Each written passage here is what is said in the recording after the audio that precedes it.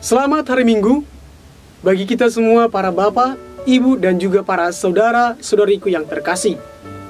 Damai dan kebaikan Tuhan kita Yesus Kristus kiranya menyertai kita sekalian. Pada hari ini dan dalam sepekan ke depan, menurut penanggalan liturgi gereja kita, tentunya dalam gereja Katolik, kita akan memasuki Minggu Prapaskah yang kelima.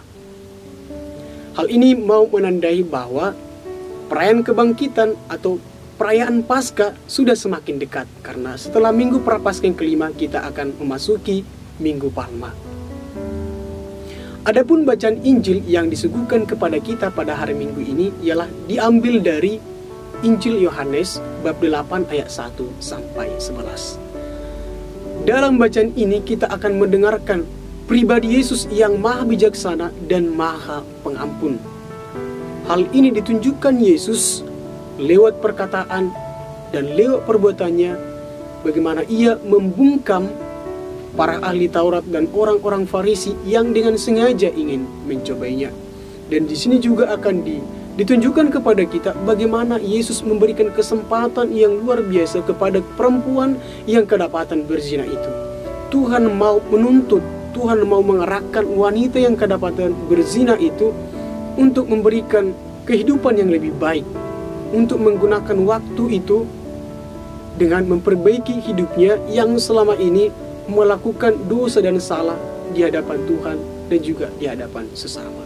Kita juga akan melihat bagaimana para ahli Taurat dan orang-orang Farisi membuat suatu rencana dengan suatu tujuan yang tak lain untuk mencobai Yesus, dengan sengaja membawa perempuan yang kedapatan berzina untuk diperkarakan.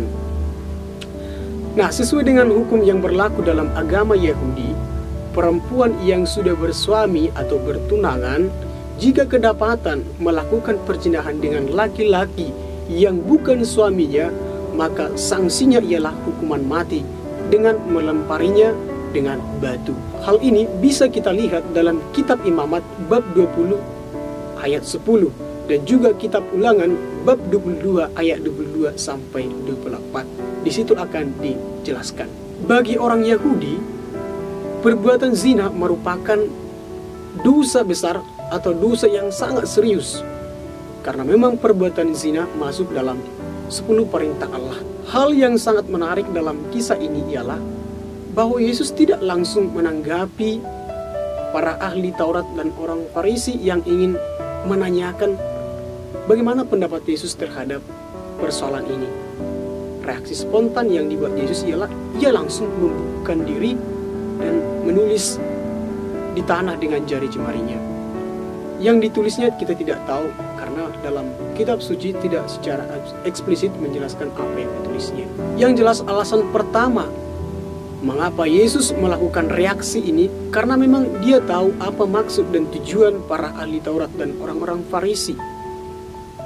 Karena dalam pemikiran Yesus bahwa setiap pemuka agama pastilah sudah tahu apa hukumnya jika melakukan perzinahan. Oleh karena itulah Yesus seolah-olah cuek, seolah-olah tidak mau mendengarkan mereka, karena hal ini memang ditujukan hanya untuk mencoba Yesus. Ketika dia membuat jawaban yang salah, maka kesempatan para ahli Taurat dan orang-orang Farisi mempersalahkannya. Akan tetapi karena para ahli Taurat dan orang Farisi terus mendesak Yesus untuk memberikan pendapatnya, maka ia mengatakan, barang siapa di antara kalian yang tidak berdosa, maka hendaklah ia yang pertama melempari wanita ini dengan batu. Tentu dengan mendengar jawaban Yesus ini, membuat para ahli Taurat dan orang-orang Farisi, bahkan juga para rakyat biasa yang datang mendengarkan pengajaran Yesus, mundur satu persatu. Dikatakan mulai dari yang tertua. Kita harus tahu bahwa jawaban Yesus yang singkat ini memang dan spontan ini sangat berdasar, bahwa dalam kitab Ulangan dikatakan bahwa yang pertama-tama melakukan hukuman mati ialah mereka para saksi, dan ditambah lagi para saksi ini tidak berdosa.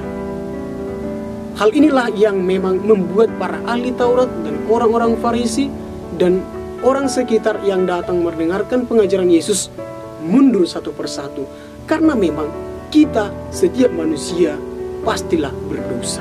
Setelah mereka pergi, Yesus pun berdiri dan bertanya kepada perempuan itu, "Di manakah mereka? Tidak adakah seorang pun yang menghukum engkau?" Sebutan perempuan di sini memiliki makna yang penuh hormat yang ditujukan kepada seorang perempuan. Karena memang Yesus tidak melihat perbuatan ataupun kesalahan yang dilakukan. Yang jelas, Yesus tetap melihat perempuan itu sebagai perempuan yang bermartabat. Lalu si perempuan itu menjawab, "Tidak ada Tuhan."